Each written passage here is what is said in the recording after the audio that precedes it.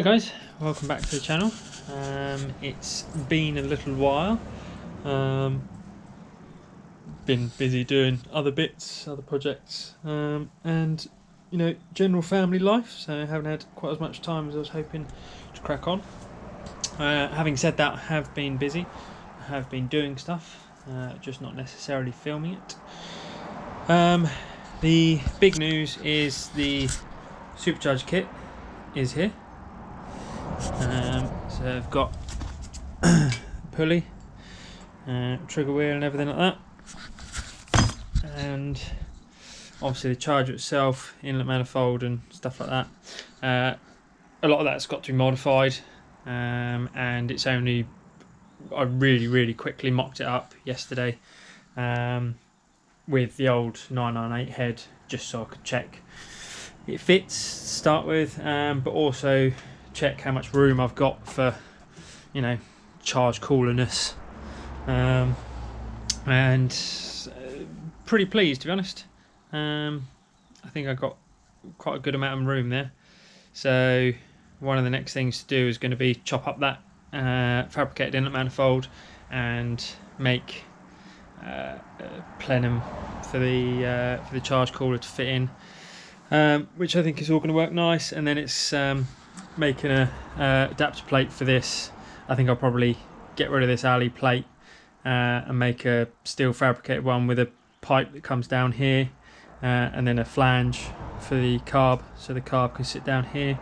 I think I'll probably mount off the old coil mounting here, just so I've got some stability in it, because it's going to be quite a long run.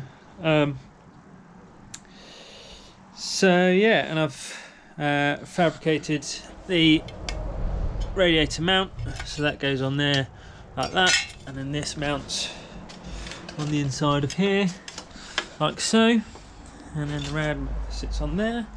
So I'm going to get all that on, that'd be nice. I've got a coolant tank, just bought from eBay, and then I've got some of these barbs, so I'm going to weld them on there, and then pretty sure I've decided on the position of this. It's going to go here, which I think is going to be nicely out of the way. It should easily have a nice run for pipes. Might even be able to mount the pump underneath it. That would be ideal, but I need to have a look, see where we're at with space. One of the things that I need to do is basically get it back on its wheels. So I can see how much room I've got around the wheels. Get the wheels on full lock and everything, and just make sure I'm not going to be interfering with any of that. Annoyingly, to do that, I need to swap the crank pulley, because if I can't do that in situ, then the engine has to come out.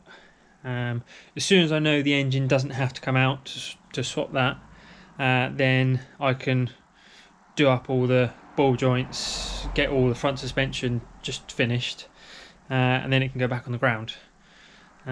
So that's going to be today's job, is trying to get that pulley off and get the new pulley on, so we can see where we're at.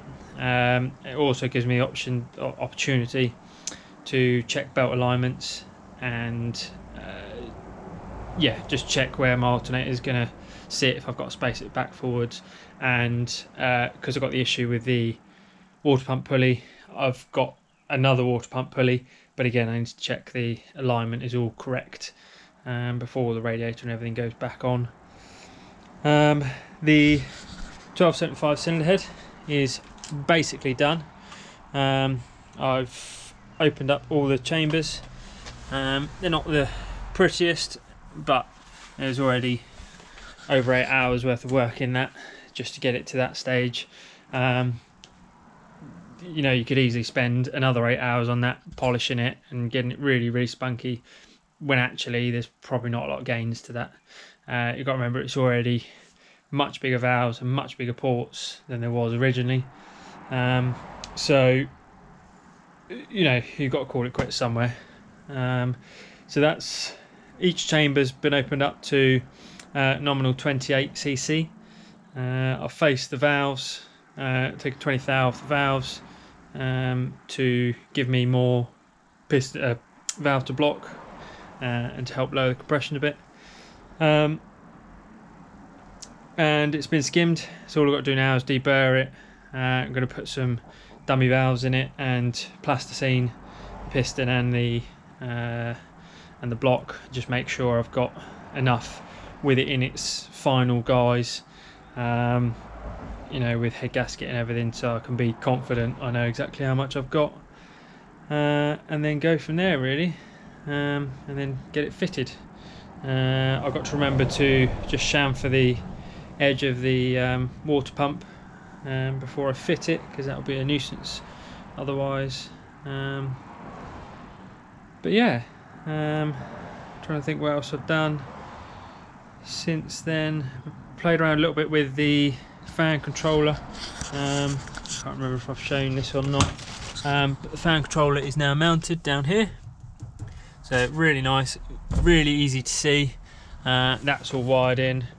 I'll connect the battery in a little while and show you that all working, which is nice. So once the rad's in place, I've then got to run all the wires for the actual fan wires and the thermocouples for the actual controller. So it's all getting very exciting now.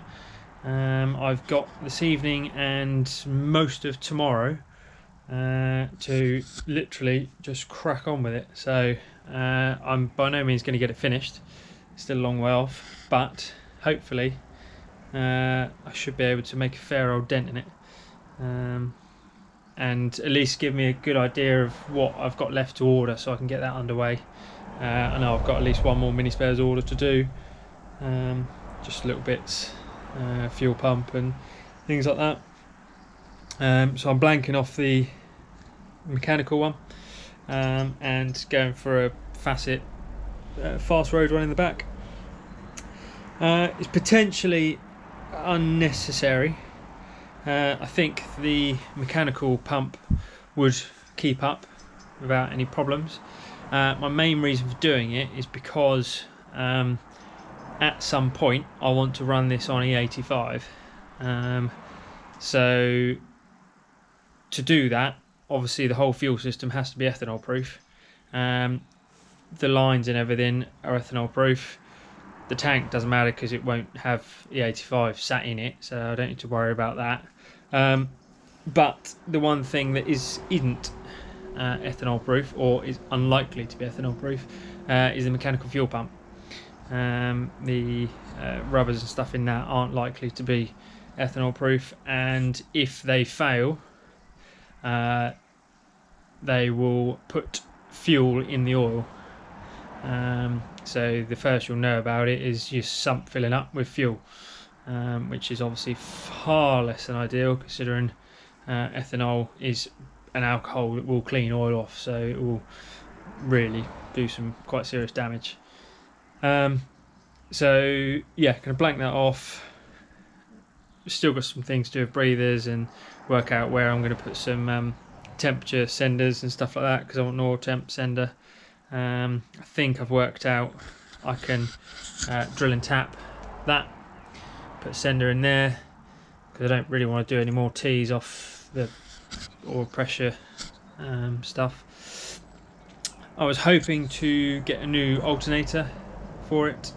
Annoyingly, the one that's on it is a brand new one when I built the car, but the bearings have gone in it, and it just makes a whooshing noise, which is, it works fine, it still charges, but it's just particularly annoying. It's only a 45 amp one, because I wasn't too fussed at the time. I wasn't running any spotlights or anything. However, now with running the pump for the charge cooler, the fan controller, you know, there's other bits I've got on it now, it would be quite nice to have a slightly higher output one, and it gives me the option to get rid of the one with the noisy bearings, but unfortunately mini spares are out of stock. So I think what I'm going to be doing is putting the old alternator back on, for now, and then wait until that comes back in stock, and then I'll order a 70 amp one when they are available. Anyway, I think that's probably enough talking for now. I will crack on and try and make a start getting this pulley off. I think I can do it all with the charger in place. It'd be nice to, I was thinking I'd take the charger off to do it, but actually it'd be quite nice to leave it on, because I can then check alignment if I can get the pulley on. So I'll do as much of it as I can with that, with the charger and everything on. And yeah, I need to work out what socket it is. I think it's 1 5/16", which I'm pretty sure I've got. And then I've got to try and, I think I've got to take the starter off and try and lock it, and then get a big bar on it, try and get it undone. So we will see, and then got to actually try and pull it off. And the big thing is going to be whether or not I'll be able to, there's enough room here to pull it out. I'm hoping there will be. Looking at the new one, it's not particularly long, so hopefully the new one is basically a replica of the old one. I mean, if it's not, then it's not going to work. But and yeah, one thing I must remember to do before once I've got it loose, before I pull it off, is make sure I get it to TDC, so I can mark the new pulley for TDC, so my timing light is all working. It's not the end of the world, because at the moment the cylinder head is off, so I can easily, measure TDC. But it will be one of those things that I'll be trying to get the cylinder head back on in a rush, and then suddenly realise I haven't put a TDC mark on it. So as soon as the new pulley's on, I want to try and mark it for TDC, so it doesn't get forgotten, because that would be particularly annoying. Yeah, I think that's probably about it for now. So I will crack on and try and get this pulley off. So wish me luck.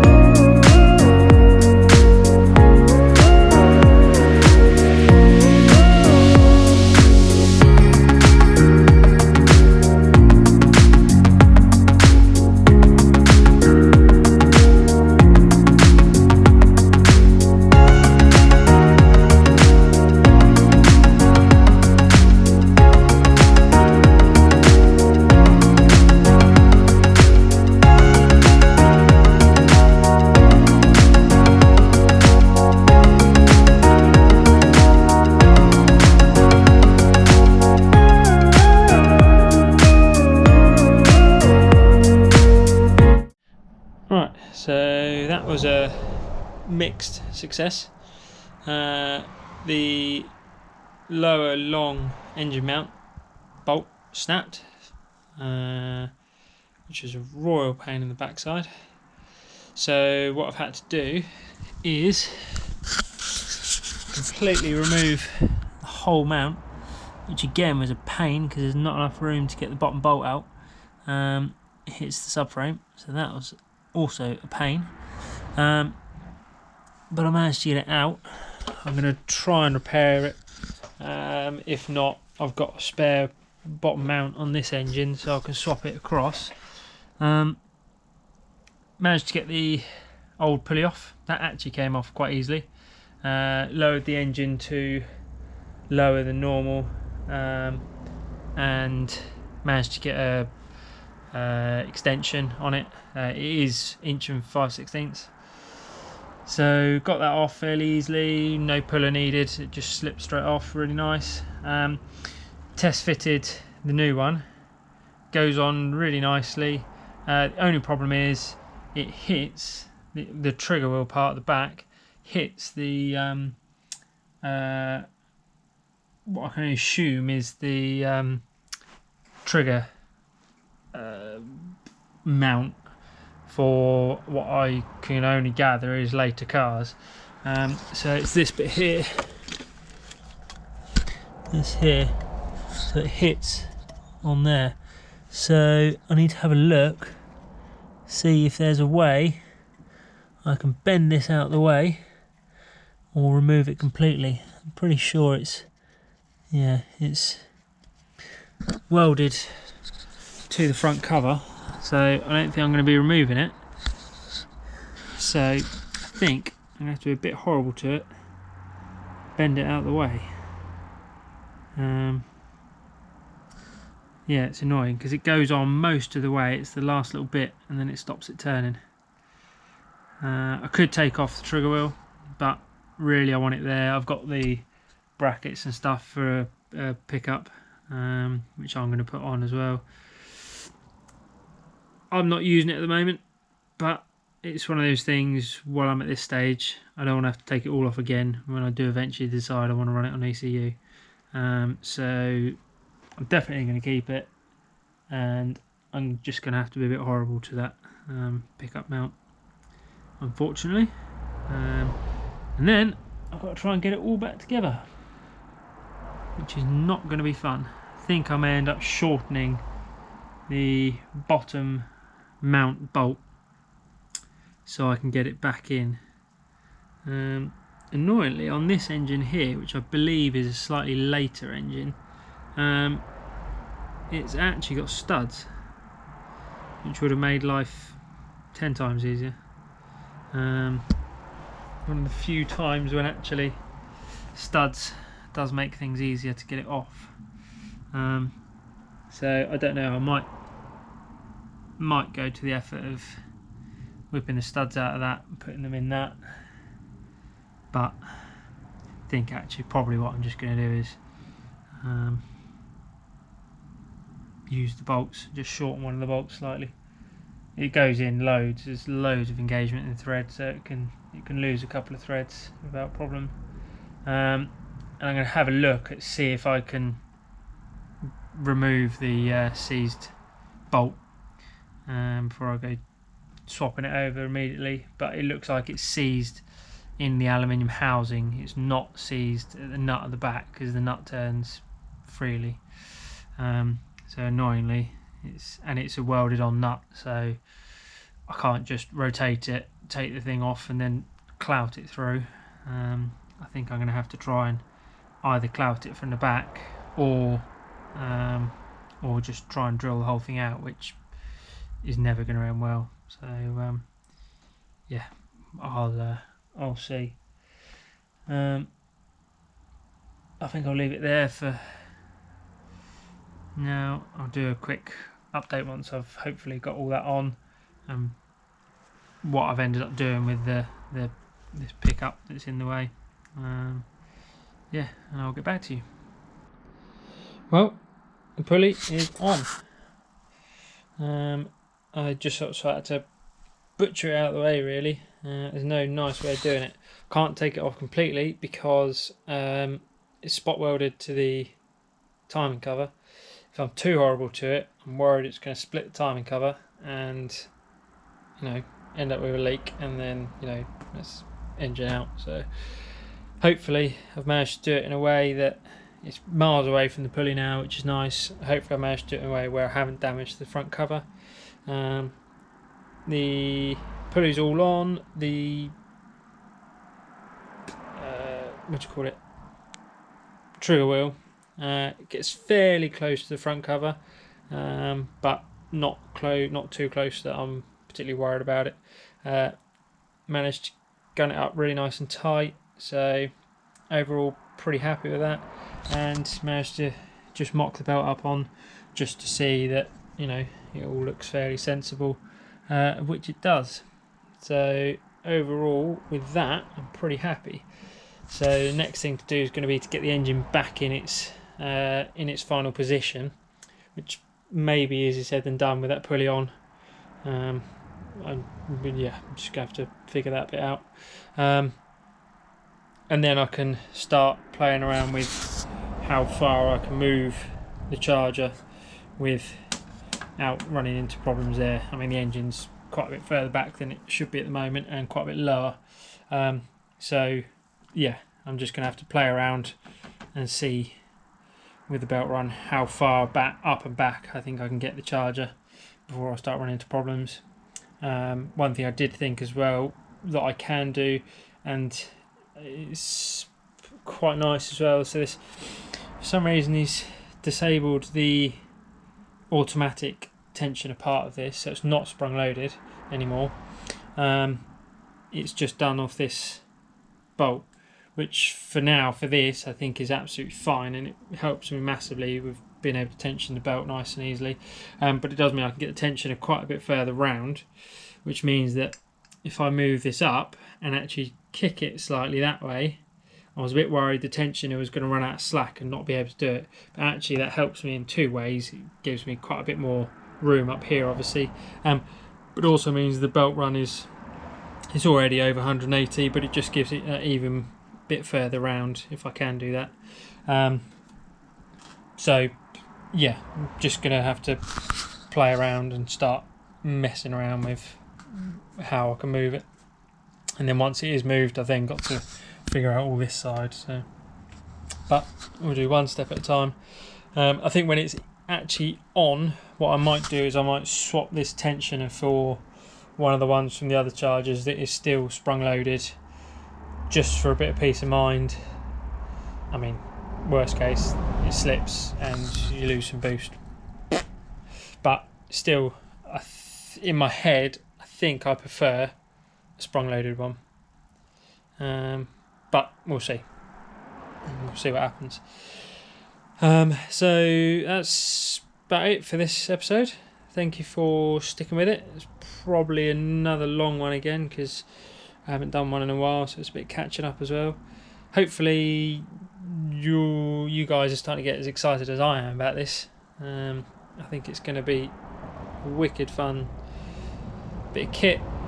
It's probably not going to make mega power, and I'm not going to find out how much power it's going to make to begin with anyway, because I'm not rolling road in it or dyno in it or anything. So it will make what it will make.